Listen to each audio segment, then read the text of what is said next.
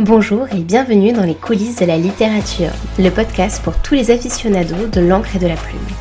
Je m'appelle Anna et je suis autrice, éditrice et passionnée de lecture depuis toujours. Dans ce podcast, je vous partage des anecdotes littéraires pour redécouvrir les chefs-d'œuvre de la littérature et leurs auteurs sous un nouvel angle, mais aussi une mise en perspective de certaines problématiques actuelles de la littérature. Alors, prêt à entrer dans la secte des adorateurs de mots avec moi ? Bonjour à toutes et à tous, je suis ravie de vous retrouver comme tous les jeudis pour notre épisode hebdomadaire consacré à la littérature sous beaucoup de formes, pas toutes sans doute, mais des anecdotes sur les auteurs et autrices en passant par leur méthode d'écriture et enfin sur l'histoire de manuscrits. Les dessous de la littérature tâchent de balayer l'éventail des mots à la manière d'une paraphrase en faisant un détour, usant de bifurcations pour en revenir finalement au cœur, l'amour de la lecture, du rêve et de la poésie. Mais bref, trêve d'envolée lyrique, je m'attelle sans plus attendre à l'anecdote du jour qui se consacre, comme une fois par mois, à l'histoire de manuscrits. Alors après le manuscrit de Sade et le mystérieux manuscrit de Voynich, j'avais envie de vous emmener sur les traces d'un scandale littéraire qui secoue le monde de la culture depuis 2 ans et a laissé derrière son sillage de nombreuses bibliothèques désemparées.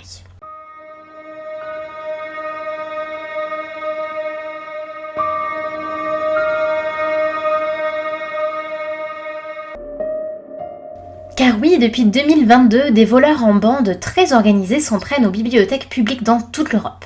Imaginez-vous, nous sommes au XXIe siècle, celui qui laisse les mélancoliques sur le bas-côté pour abandon du mystérieux et du romanesque, et voilà que plus de 170 manuscrits sont volés un peu partout en Europe par des malfaiteurs pour une valeur totale d'environ 2,5 millions d'euros. Lettonie, France, Pologne, Allemagne, Lituanie, la liste est longue.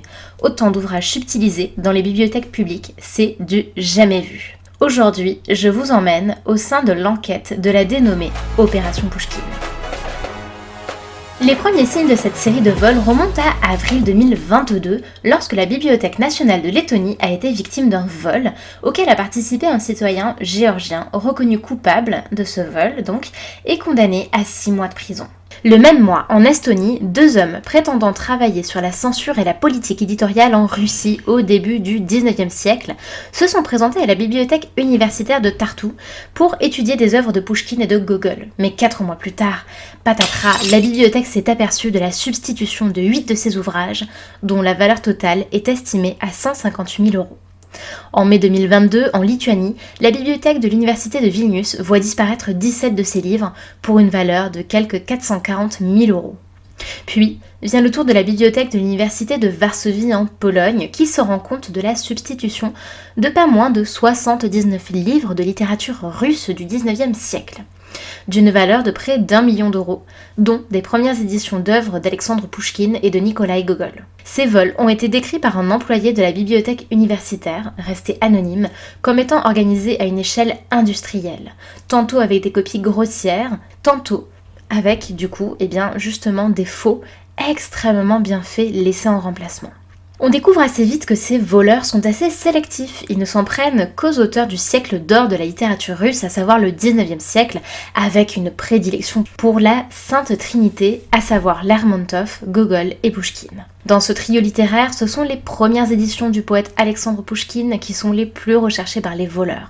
En effet, il n'a vécu que 37 ans et les éditions de son vivant sont donc extrêmement rares. En 2023, c'est au tour de Paris de se voir cambrioler, notamment à la BNF, pour des exemplaires rares, toujours de manuscrits de Pouchkine.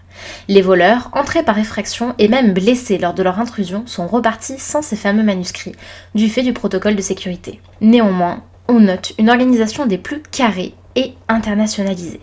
Alors comment s'y prennent-ils ? Il y a toujours le même mode opératoire.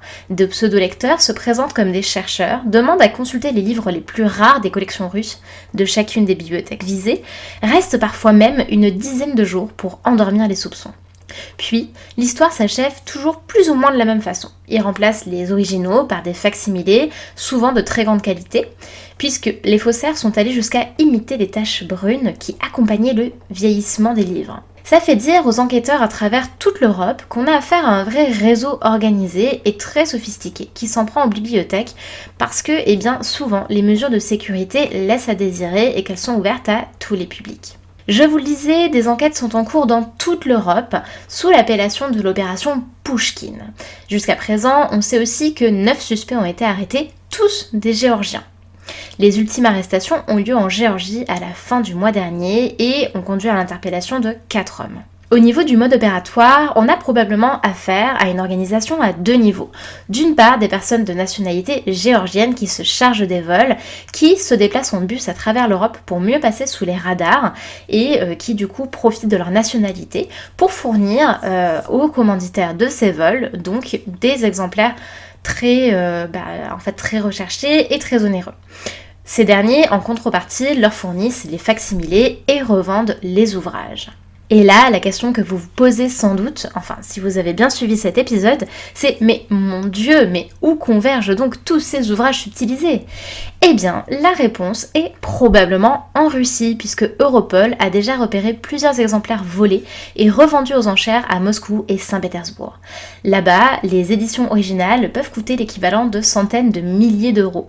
Or, depuis l'invasion de l'Ukraine, il est désormais interdit aux bouquinistes occidentaux de vendre des livres à des résidents russes à cause des sanctions.